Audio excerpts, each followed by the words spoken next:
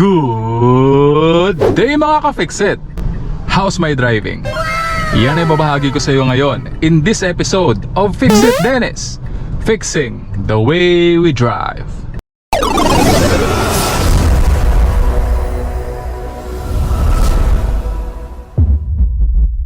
Sa video na ito, ibabahagi ko sa iyo kung paano po ako magmaneho. Kung anong klaseng driver nga po ba ako mga ka-Fixit. Yan ay ipapakita ko sa iyo sa video na ito.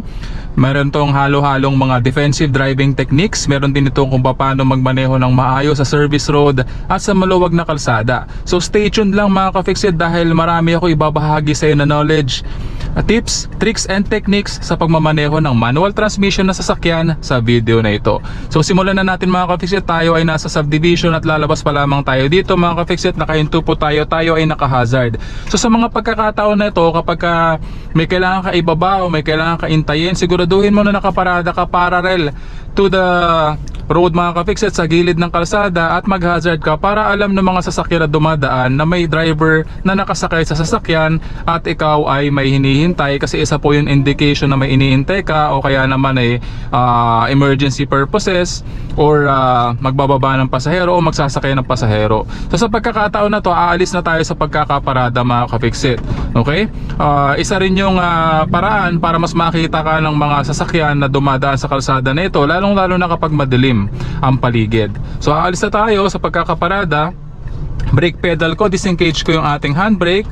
Clutch all the way down, first gear, i-disengage ko na yung ating hazard.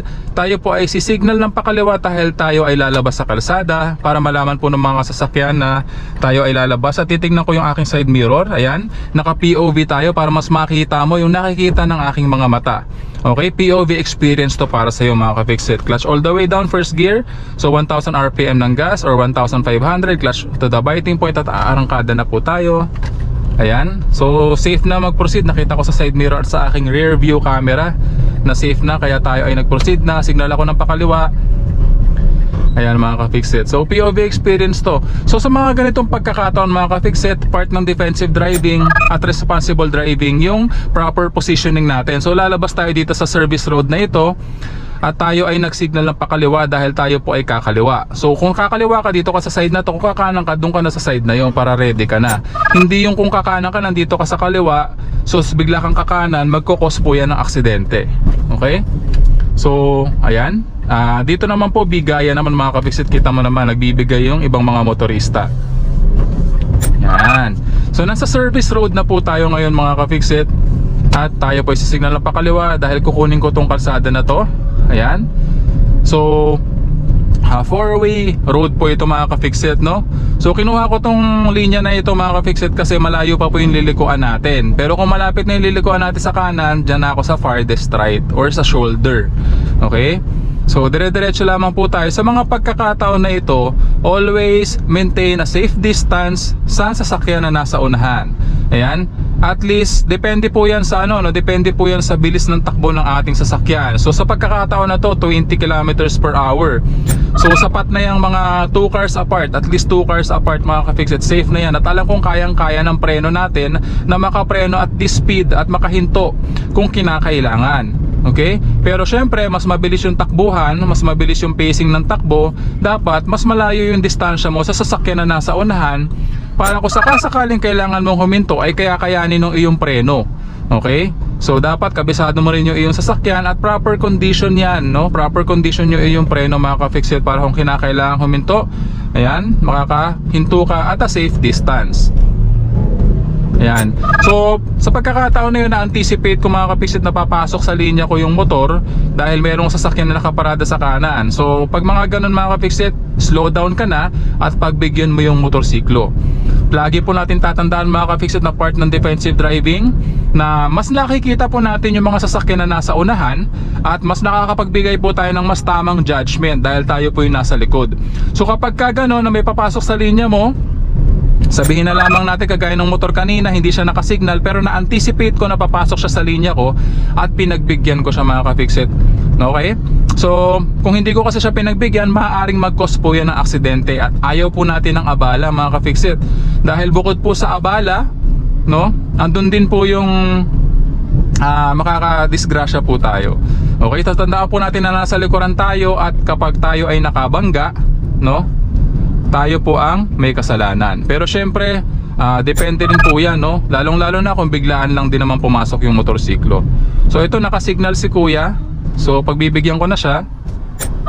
Ayan mga ka-fix-it. Tapos proceed na po tayo. So pag mga ganyan, kung kaya mo namang huminto para pagbigyan mo yung nakasalubong mo na nakasignal na, pagbigyan mo na mga ka-fix-it, no? Kasi minsan, pagdating sa mga ganyan, napapasok sa subdivision, lalong-lalo na kapag mga motor, hindi ko naman nilalahat. Yung iba po kasi sobrang nagmamadali at bigla na lamang po silang papasok, no?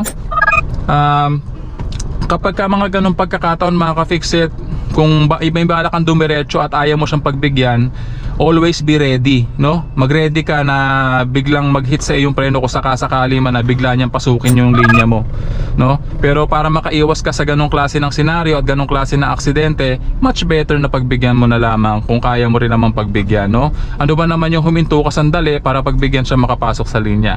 Okay mga ka-fix-it, part po yan ng defensive driving and courtesy sa ating driving experience para rin po maging maayos at smooth yung ating pagmamaneho. Iwas abala, iwas kagalit mga ka-fix-it, no? Iwas road rage din yan. Okay? So pag mga ganyan, pwedeng bumusina, pero syempre part din po yan ng courteous driving. Yung pagbusina dapat po yan, hindi naman po yung mahabang busina na tone. Yan, mga ganyan busina lang, 2 beeps would be enough para malaman po nung sasakyan na dediretso ka. Kagaya nung kanina, yung sasakyan na nakaputi, alam mo kung nakasignal siya ng pakaliwa at papasok siya sa linya ko, pero dahil alanganin na yung position natin at di na natin siya mapagbigyan, bumusina ako 2 beeps lang para alam niya na dediretsuhin ko at hindi siya lumabas sa kalsada. Pero kung kaya mong pagbigyan, pagbigyan mo mga ka-fix-it. Okay? So nasa service road pa rin po tayo. Usually busy itong kalsada na to, no? Pero ngayon free flowing yung ating driving experience dito dahil Sunday po ngayon at hindi masyadong matraffic.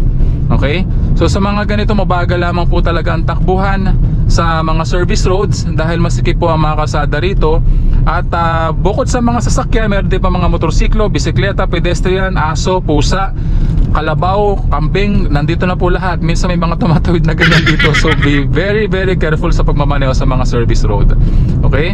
So sa mga service road nga po pala, sa technical knowledge na ibabahagi ko sa iyo, ang shifting pattern ko kapag nasa mga ganitong kalsada is around 2,000 RPM. Okay? So 2,000 RPM tayo nag-shift para sa eco mode ng ating sasakyan.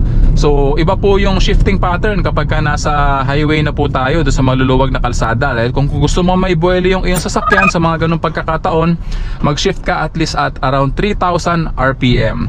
So medyo, syempre medyo lalakas sa gas yung iyong sasakyan sa mga pagkakataon na yon.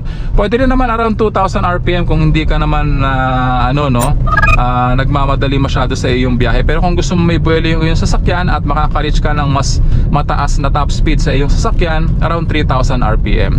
So syempre makaka-apekto po kung saan po tayo nag-shift, no? Kung saang shifting pattern po tayo nagre-rely sa magiging konsumo natin sa gasolina. Ganon din po sa marireach nating top speed sa ating sasakyan. Syempre kung nag-shift ka earlier, around 2,000 RPM, ang marireach mong speed niyan medyo mas mababa kumpara sa kung mag-shift ka around 3,000 RPM. Sabihin na lang naman natin na ang top speed na makukuha mo kung nag-shift ka around 2,000 RPM is nasa around 100 kilometers per hour. Pero kung nag-shift ka around 3,000 RPM, ang marireach mong speed is around 120 kilometers per hour. So syempre may pagkakaiba po yan mga ka-fix-it. Okay? So pag nagmamaneho po tayo sa mga service road kagaya nito mga ka-fix-it, always be alert, lalong-lalo na sa mga intersection.